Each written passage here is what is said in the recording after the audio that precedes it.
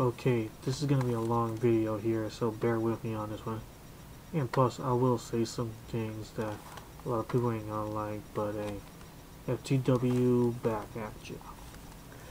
You know how there's documentaries on inside the minds of certain criminals? Well, this video could say inside the mind of a confused sports fan. And there are times where I feel it's okay to stop putting up with a team's intentional incompetence. Most teams fans call it quits when your teams move. Understandable. But what I don't understand is when they look for a new team to like, is that they're gonna like an arch rival / main tormentor team that they hated for most or all of their lives. Disgusting. The only times I've come close to doing that was one time in wrestling when Hitman left for WCW in late 1997. I kind of concurred to the Steve Austin fan months later. And I was actually one of the biggest Steve Austin haters ever since 1990 in USWA. I mean, I could have been the president, vice president, and CEO of the Steve Austin Haters Club back then. But unlike other SoCals, when it comes to jumping on someone's bandwagon, I didn't go acting like I loved him all my life. And in 2008, there was a talk about Michigan wanting to hire Les Mouth. Of course, he talks too darn much, and I think he's bigoted against the left coast, especially the left coast teams. He's considered a Michigan man, but he acts like he's associated with the Michigan State Spartans. Thankfully, Miles did not get the job, because if he did, I'd probably stop watching college football for good. I already did stop watching college football, but for other reasons. I'd probably even go as far as to be a full-fledged Buckeyes fan. Chill, everyone. I don't hate the Ohio State University. In the Big 10, 11, or Midwest 12 now, it's the Michigan State Spartans who I hate. I just only hated Claret and Pryor. Not really a fan of Urban Liar either. I do enjoy watching the Michigan State-Ohio State games in the past. Now, the disgusting thing for me to do is to like the scrotum lame, only good Irish is soap. You know, 2 decades ago, I took some time picturing myself liking them, or even wearing their gear. I felt like it would be like selling my soul to the devil. And fuck Satan. Normally, I'm not into the comparing business, but people who stop liking a team and choosing to like a hated arch rival instead is like having sex with your ex-girlfriend's or ex-wife's childhood bully. And as far as I'm concerned, bullies are in the same categories as rapists and pedophiles. Distant cousins of them even. Yeah, I said it. You tell them I said it too.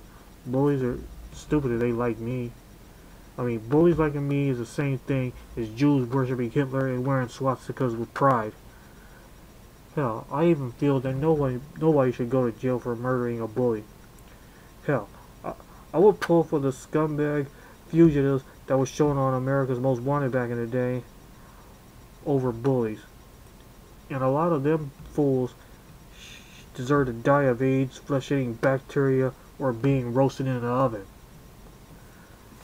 As disgusting as it be, the only time where I would find doing that acceptable, you know, sleeping with your ex-girlfriend's or ex-wife's childhood bully, is that the girlfriend or wife cheated on you and had a baby with another man. Heck, even took the coward's way out and announced it on national TV like a lot of sluts love to do on talk shows.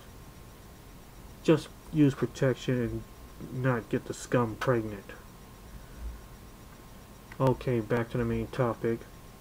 I will tell you some of the incidents that I was informed of. One dude who was so pissed that the Mets traded Tom Seaver that he became a Yankee fan ever since. Yes, some New Yorkers are pro New York, but if you think about it, the Mets are the combination of the Dodgers and Giants color-wise. And the Yankees both tormented both those franchises when they were both in New York. Wow. If it was no after Nolan Ryan was traded, I would understand. One dude on WCC, a music forum, told me that his father was so mad that the Jets moved from New York to New Jersey that he chose to be a Dolphin fan after that. I asked him, if you're so pro New York, why don't you just come be a Bills fan instead? I mean, they're in New York and they can still hate the Dolphins the most. I'll put it like this.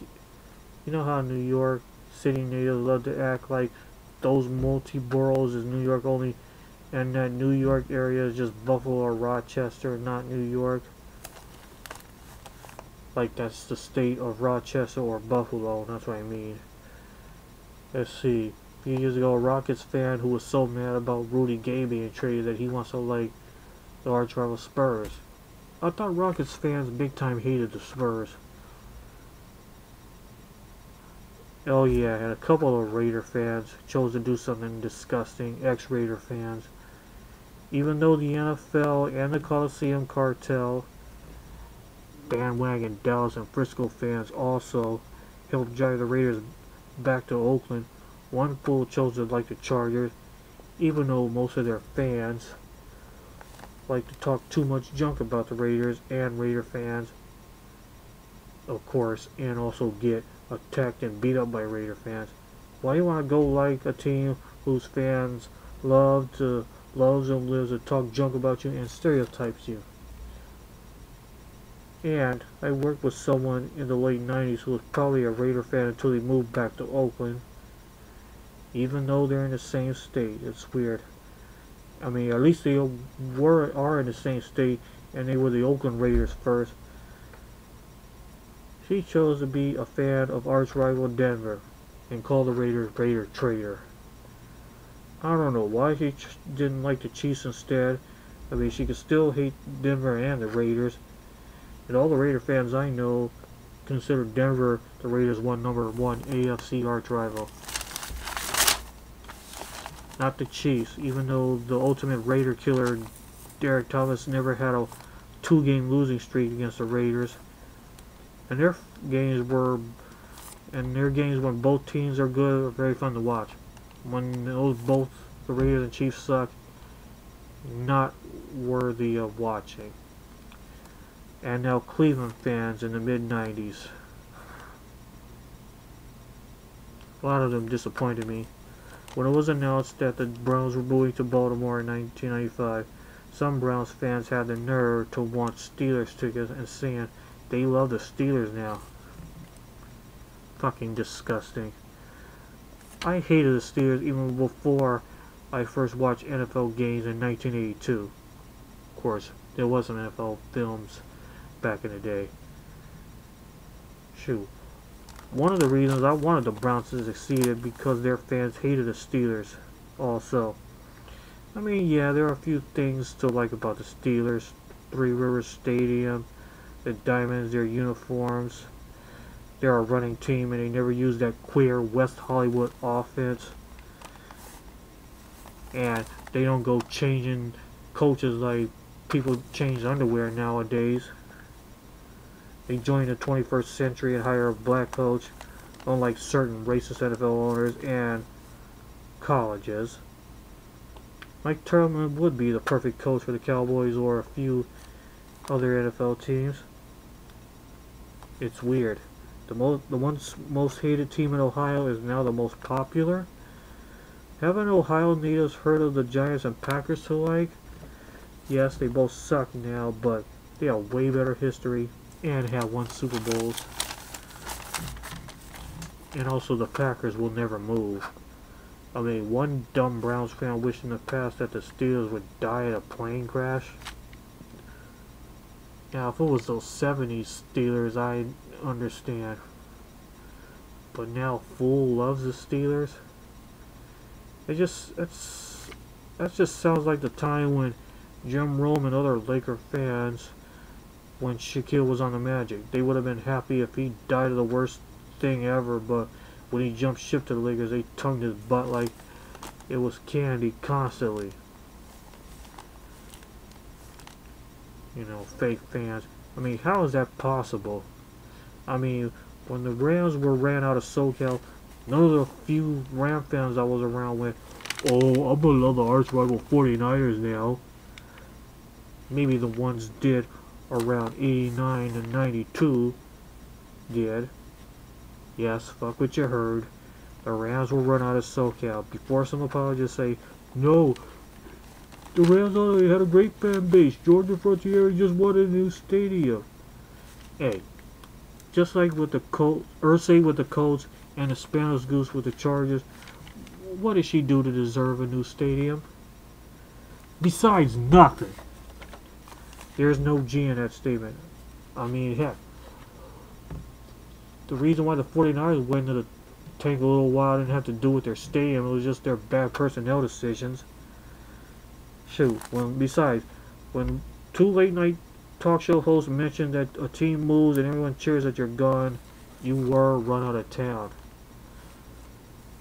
And instead of being Peyton fans or even Andrew Luck fans, Bengal fans are now jumping on the Steelers bandwagon. ESPN did a story on an ex-Bengal fan who chose to jump on the Steelers bandwagon and act like the typical Steeler fans towards the Ohio sports fans, even to his family who were still Bengals fans. ESPN even showed him being at the Steeler games in Steelers gear. The Bengals prevented the Steelers from making the playoffs last year. I wonder how his Bengal wife and other family members greeted him home. Hold on now. That's nothing compared to this one fool I'm going to mention. I read this on the USA Today website 10 years ago in 2003, after when Grady Little cost the Red Sox the World Series. This fool got so sick and tired of the Red Sox losing to the Yankees in the playoffs that he chose to jump on the Yankees bandwagon.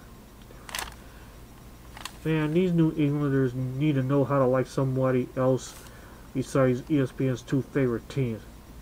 Don't worry. He had to have, I know he really had to have felt stupid about it later that year, and most definitely felt stupid next year, 2004, that ultimate choke job. And in 2009 draft, where the Lions fans wanted the team to draft needs and win/be competitive now, the team chose to disobey the fans who wanted offensive line and defense by going offense and another wide receiver. Stafford, yeah, good choice, but the team should have went offensive line and defense only after that, and the Lions lost some fans after that and almost went 0-32 for not listening. What I didn't like is that two of those ex-fans chose two of their tormentors. One chose to like Frisco because his wife likes him, and Frisco would usually beat the hell out of the Lions like they do the Bears. And Frisco would beat the hell out of the Bears worse than the Packers ever did. And an ex-Lion fan chose to like the Redskins, even though the Redskins would torment the Lions a lot too. Even kept the best Lions team since 1957 out of the Super Bowl. The 1991 Lions team, the real greatest show on turf, undefeated on that turf, but 1-5 on grass. Lions versus Bill would have been a badass Super Bowl too. Why not like a team from the opposite conference instead, or a non-rival team? That's what Eminem did. I mean, he got sick and tired of the Lions and confidence that he's now a Cowboys fan. He should have been a Ravens fan, Baltimore Ravens fan. I mean, the world is against them and loves to single them out just like they do Eminem. It makes perfect sense. And plus he could go do diss songs on the league and the referees for not refusing to get over 1995. Okay, I think I've named out all the stories of people who went dark side like Anakin. I did recently ask a Redskin fan on what name he would change the team to, and if they were forced to, and he said he'd rather end up a Cowboy fan than it happened. I did tell him he'd be better off like in the other Maryland team instead. Now, hopefully there's a doctor slash therapist who sees this video and explain why people chose to love a hated arch rival. Just like that. Just when I thought I heard everything, someone always proved me wrong. Those who aren't PhDs can even explain why sports fans do that. Comment about anyone you know that now loves a hated enemy. Something I cannot believe.